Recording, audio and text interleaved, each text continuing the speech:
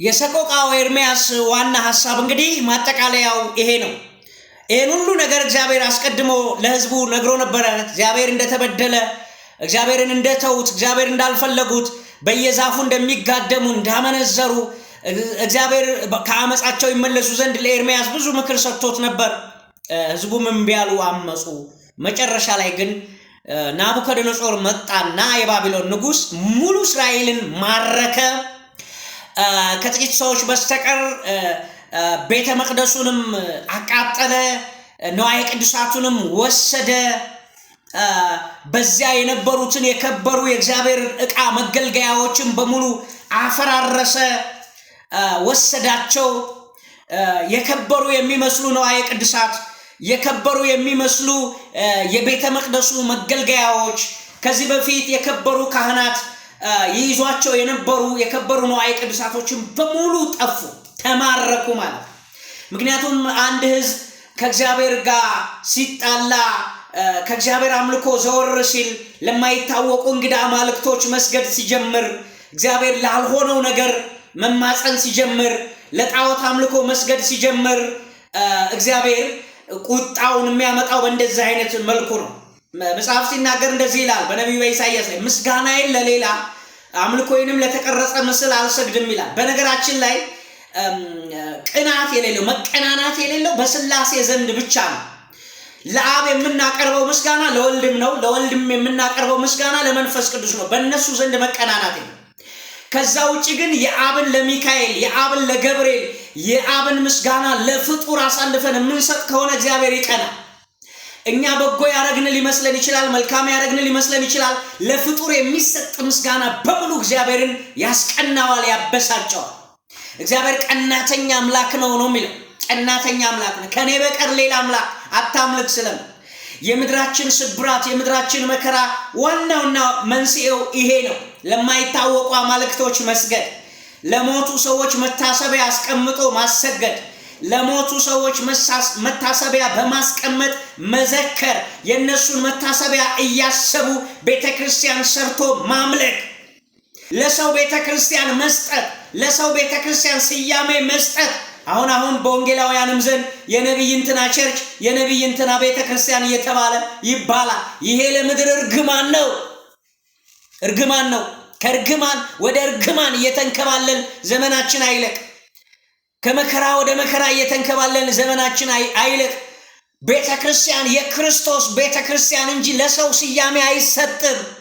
ወይ እንደቀደመው እንደ ሐዋርያት ዘመን በአዲስ አበባ ያለች ቤተክርስቲያን፣ በጎንደር ያለች ቤተክርስቲያን፣ በሐዋሳ ያለች ቤተክርስቲያን የክርስቶስ ቤተክርስቲያን ነው መባል ያለበት።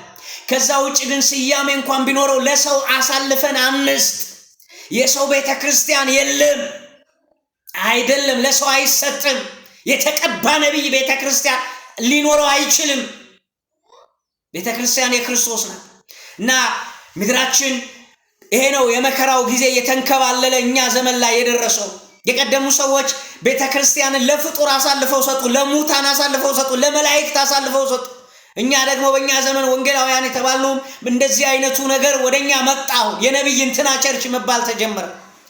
ይሄ ታላቅ እርግማን፣ ታላቅ ስብራት፣ ንስሐ የሚያስገባ ልቅሶ የሚያስገባ አቤቱ ማረኝ ሰውረኝ የሚያስብል ነው እና ነቢዩ ኤርምያስ ይሄን ሁሉ ዘመን እግዚአብሔር ነግሮት ነበረ። እምቢ አሉ ህዝቡ፣ አልመለሳሉ።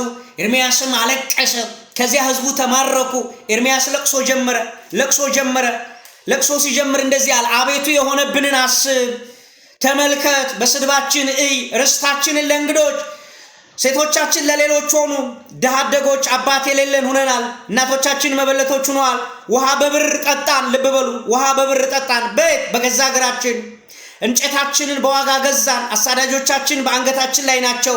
እኛ ደክመናል፣ እረፍትም የለንም። ለግብፃውያን ለአሦራውያን እንጀራ እንጠግብ ዘንድ እጃችንን ሰጠን። አባቶቻችን ኃጢአትን ሰሩ፣ ዛሬም የሉም። እኛ ግን በደላቸውን ተሸከምን። ባሪያዎች ሰለጠኑብን፣ መከራ አየን። ወዳጆቼ ሆይ ይሄ እንግዲህ ኤርምያስ እያለቀሰ ያለበት ዘመን ነው። ግን እግዚአብሔር ዝም አለው። ለምን? አስቀድሞ እግዚአብሔር ተናግሯል። ህዝቡ እንደዚህ አይነት መከራ እንዳይመጣ ወደ እግዚአብሔር እንዲመለሱ ንስሐ እንዲገቡ እግዚአብሔር አምላካቸው እንደሆነ በመቅደሱ እግዚአብሔርን ብቻ እንዲያከብሩት የእንግዶች አማልክቶችን እንዳይከተሉ ሌላ የጨለማ የመናፍስት አሰራር ልምምዶችን እንዳይለማመዱ በነቢዩ ኤርምያስ አማካኝነት ተናግሮ ነበር። ህዝቡ እምቢ አሉ። ከዛ በኋላ ግን ለባርነት ተሰጡ። በድንኳኖቻቸው ለቅሶ ሆነ። በዝማሬ ፈንታ ማልቀስ ጀመሩ። በዝማሬ ፈንታ ማሲንቋቸውን ሰቀሉ፣ በገናቸውን ሰቀሉ፣ ከበሯቸውን ሰቀሉ። ምክንያቱም በመከራ ቀን አይዘመርም። ድሮ አባቶቻችን ሲናገሩን የሆነ የመከራ ዘመን ሲመጣ ይጸለይ ነበር፣ ንስሐ ይገባ ነበር፣ ሱባኤ ይያዝ ነበር፣ ሰው ሁሉ ይጾም ነበር፣ ሰው ሁሉ ይጸልይ ነበር፣ ሰው ሁሉ ወደ እግዚአብሔር እጁን ይዘረጋ ነበር። አሁን ግን የለም።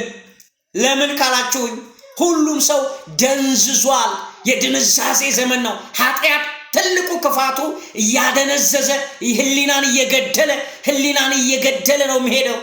ወዳጆቼ የምድራችን ስብራት እንዲፈወስ ከተፈለገ መንቃት፣ መጸለይ፣ መማለድ፣ መጮህ፣ ወደ እግዚአብሔር ማልቀስ ነው።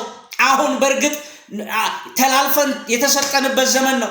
ግን አሁንም እግዚአብሔር የሚያለቅሱ ሰዎችን ይሰማል። ሰቆቃው ኤርምያስ ይህንን ነው የሚያመለክተው። አቤቱ የሆነብንን እንደ ቀድሞው አዲስ ዘመናችን እንደ ቀድሞው አዲስ ናፈቀው። ትናንትና ናፈቀ። ያኔ ሲመከሩበት፣ ያኔ ሲነገሩበት፣ ሰባኪዎች ሲጮሁ የነበረበትን ዘመን ናፈቀው። ለካ መከራ ሲመጣ የደስታ ቀን ይናፈቃል። መከራ ሲመጣ የሰላም ቀን ይናፈቃል። መከራ ሲመጣ የጥጋብ ቀን ይናፈቃል። ስደት ሲመጣ ያለ መሰደድ ቀን ይናፈቃል። ወዳጆች እግዚአብሔር የመልካሙን ዘመን እንዲያመጣ የረፍት ጊዜ እንዲያመጣ ወደ እግዚአብሔር ንስሐ ያስፈልጋል። ንስሐ ማረን ማለት ያስፈልጋል። መፍትሄው ከእግዚአብሔር ዘንድ ነው። ከሰው እንዳትጠብቁ። በእግዚአብሔር ፊት ሞገስ ካጣን በሰው ፊት ሞገስ እናጣን። እግዚአብሔር የጣለው ሕዝብ ማንም አያነሳው። እግዚአብሔር የጣለውን ሕዝብ ሰው አያነሳው። ነፃ አውጪ ነፃ ሊያወጣው አይችልም። እግዚአብሔር ነፃ ካወጣን ግን ነፃ እንወጣለን። እግዚአብሔር ሲያስበን ነው ነፃ አውጪ የሚሆነን። እግዚአብሔር ሲያስበን ወደፊቱ ስንመለስ፣ በምህረት ወደፊቱ ስንመለስ ጉዳዩ ለምንድን ነው ይሄ ሁሉ መከራ የበዛው ብለን እግዚአብሔርን ስንጠይቅ፣ ዝምታው ለምንድን ነው ብለን ስንጠይቅ፣ ለዚህ ነው እግዚአብሔር ከዛ በኋላ ለኤርምያስ ከ70 ዓመት በኋላ እግዚአብሔር ለኤርምያስ መጣና እንደዚህ ያለው የእግዚአብሔር የበቀል ጊዜ ነውና ከባቢሎን ውጡ አለ። የእግዚአብሔር የበቀል ጊዜ ከ70 ዓመት በኋላ 70 ዓመት አልቅሶ የእግዚአብሔር ድምፅ መጣ። መልአክ እንኳን ሳይቀር እስከ መቼ ነው ይህንን ህዝብ እማትምረው ብሎ ጠይቋል። እግዚአብሔር መልስ አመጣ። እግዚአብሔር ይመስገን። ዛሬም ለምድራችን እግዚአብሔር መልስ እንዲያመጣ ወደ እግዚአብሔር መጮህ፣ ወደ እግዚአብሔር ማልቀስ፣ ወደ እግዚአብሔር ማንባት፣ ጾም ጸሎት ይዞ በእግዚአብሔር ፊት የጸሎት ፕሮግራም፣ የጸሎት ኮንፈረንስ፣ የምህላ ኮንፈረንስ። ይሄ ዝም ብሎ እንጀራ መለመን ምናምን አይደለም። ይሄ ተራ የሆነ የተለመደ ጸሎት፣ ሁል ጊዜ እንጀራ ስጠን ምግብ ስጠን አይደለም። እንደ አገር፣ እንደ ህዝብ፣ እንደ ምድር ሁላችንም ወደ እግዚአብሔር የምንጮህበት ዘመን ነው። ያኔ እግዚአብሔር ዘንበል ይላል፣ ምርኮ ያቆማል፣ ሰላምም ይሰፍናል።